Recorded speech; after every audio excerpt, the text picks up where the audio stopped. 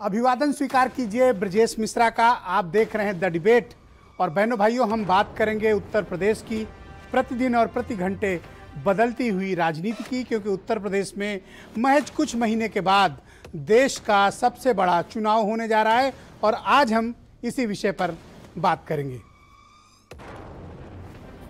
बहनों भाइयों, उत्तर प्रदेश की विधानसभा का जो गोल गुंबद है ये बेहद महत्वपूर्ण है। एक बार इस गुंबद के नीचे आ जाने के बाद किसी का दिल नहीं करता कि वह स्थान छोड़कर जाए। शरीर भले बाहर चला जाता है लेकिन आत्माएं कलपती हैं।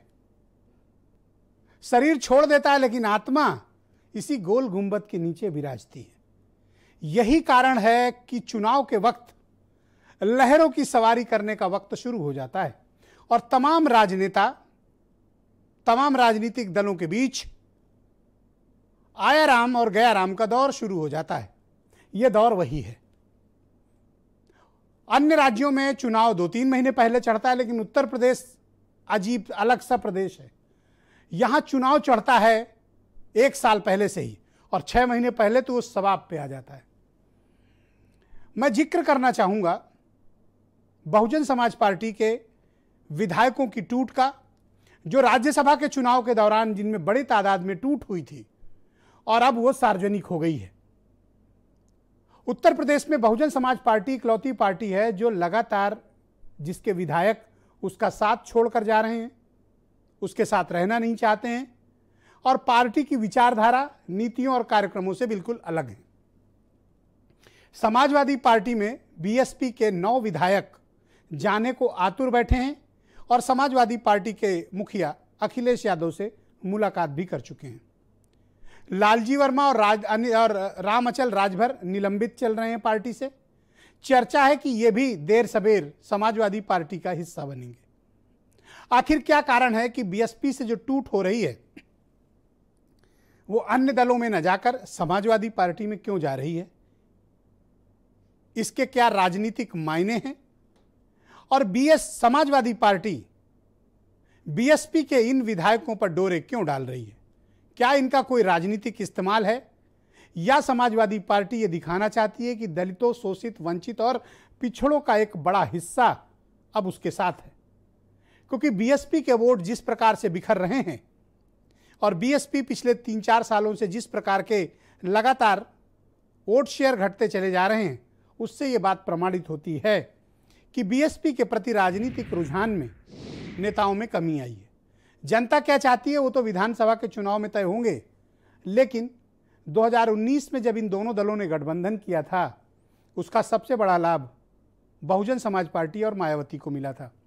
मायावती के 10 मेंबर ऑफ पार्लियामेंट हैं, उतने इनके पास अभी उत्तर प्रदेश में विधायक नहीं बचे हैं जितने मेंबर ऑफ पार्लियामेंट लोकसभा के इस वक्त बीएसपी के पास हैं। हालांकि समाजवादी पार्टी सिर्फ 5 जीत पाई थी। अखिलेश यादव बार बार ये स्टेटमेंट देते हैं कि गठबंधन का उनका अनुभव बहुजन समाज पार्टी और कांग्रेस के साथ अच्छा नहीं था, इसलिए वो किसी बड़े दल के साथ कोई अलायंस का हिस्सा नहीं बनेंगे। वो छोटे दलों के साथ हैं। राष्ट्रीय लोक दल उनका पुराना एलआई है, उसके साथ वो हैं। महान दल के साथ हैं, संजय चौहान की पार्टी के साथ हैं। और भी छोटे छोटे दलों का से उनका समझौता बातचीत चल रही है। और अब अखिलेश यादव ने पीएसपीएल यानी शिवपाल यादव की पार्टी के साथ भी गठबंधन की बात पिछले दिनों मीडिया इंटरव्यूज में कही है। तो उत्तर प्रदेश की राजनीति में क्या होने जा रहा है? क्या लार्जेस्ट अपोजिशन के रूप में अब समाजवादी पार्टी अनडिस्प्यूटेड तौर पर आगे बढ़ चुकी है?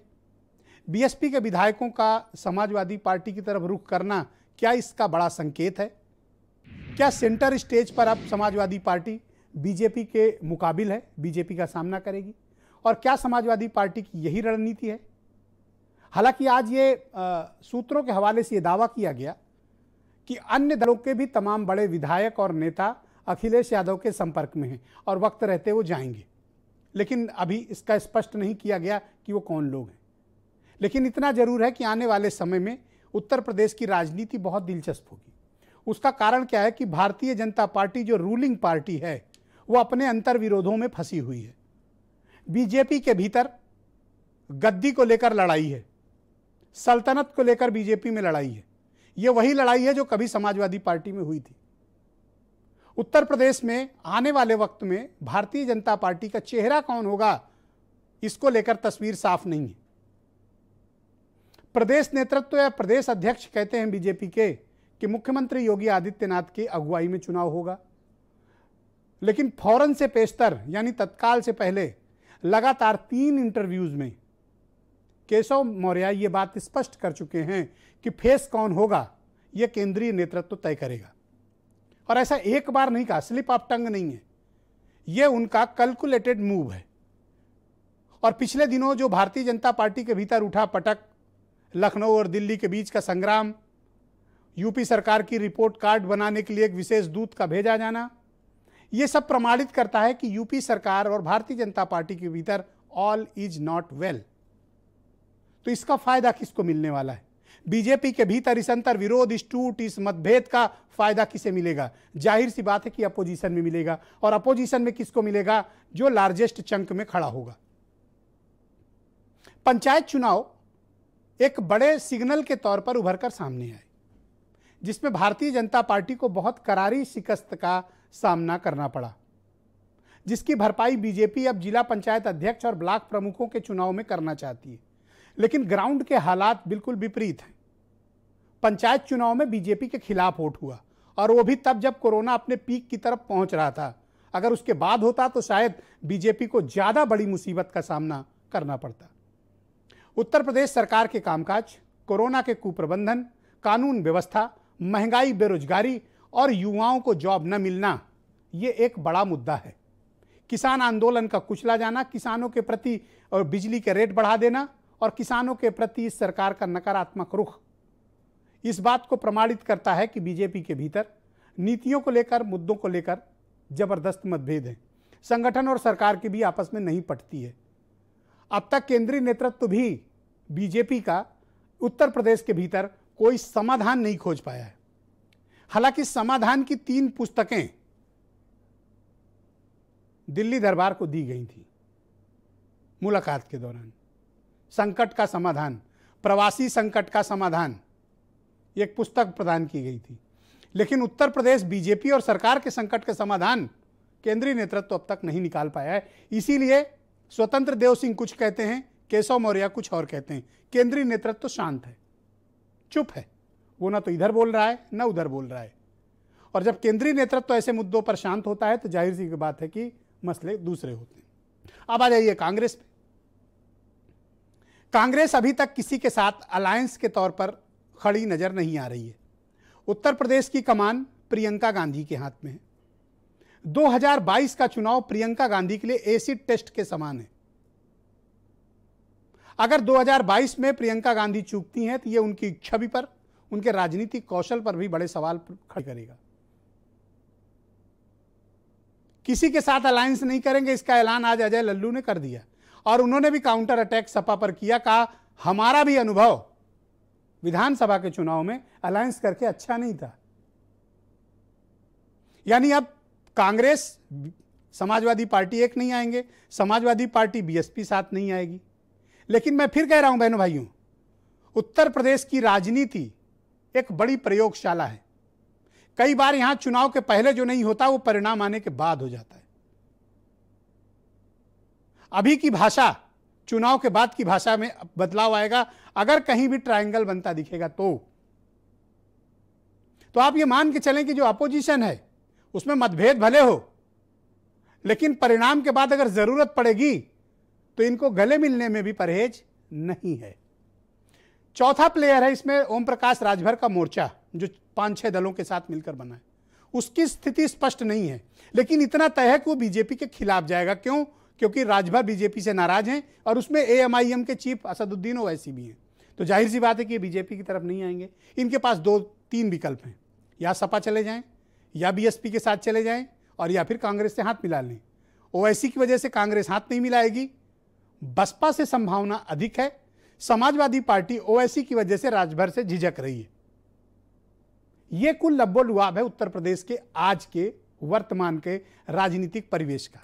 लेकिन फिर मैं वहीं लौट कर आना चाहता हूं, गोल गुंबद छोड़कर कोई नहीं जाना चाहता। निष्ठा बदल सकती है, आत्मा शरीर बदल सकती है, लेकिन चाहिए वही गोल गुंबद और चाहिए वही सत्ता। मसला महत्वपूर्ण है। मैं चाहता हूं कुछ बयान सुने, फिर एक बड़ी दिलचस्प डिबेट आज आगे बढ़ेगी। हमारे 11 विधायक जो साथ में हैं, अब हमारे विधानमंडल दल के नेता माननीय लालजी वर्मा जी भी बाहर के रास्ते में हैं, उनके पास भी अब कोई पार्टी नहीं बची है।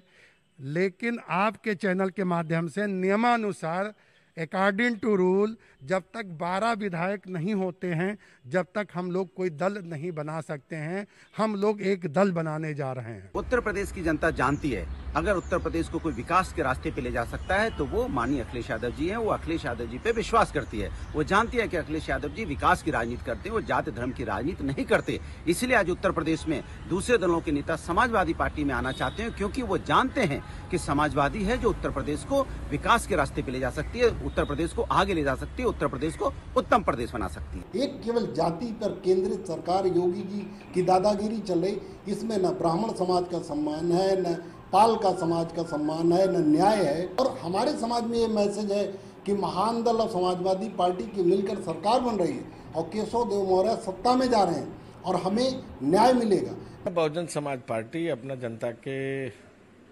विश्वास को खो चुकी है और जो उसके जनाधार वाले नेता थे धीरे धीरे पार्टी का साथ छोड़ते गए। बहुजन समाज पार्टी और बहन जी का जो विचार है वो पूरे उत्तर प्रदेश ने जान लिया है, समझ लिया है। बहुजन समाज पार्टी के समाप्ति का समय आ गया। तो आज की डिबेट को आगे बढ़ाएंगे। बड़ी दिलचस्प राजनीतिक डिबेट है। अमित पुरी बीजेपी से हैं, सुनील साजन समाजवादी पार्टी से हैं, एमएच खान जी बीएसपी के नेता हैं और राजनीतिक विश्लेषक भी हैं। आज बीएसपी का पक्ष रखेंगे। विनोद अग्निहोत्री जी देश के बहुत ही जाने माने पत्रकार हैं और उत्तर प्रदेश के मामलों में खासी दिलचस्पी रखते हैं। डॉक्टर उमाशंकर पांडे कांग्रेस के प्रवक्ता हैं और वीरेंद्र सिंह जी हमारे स्टेट हेड। बहुत बहुत स्वागत, धन्यवाद आप सभी का। एमएच खान साहब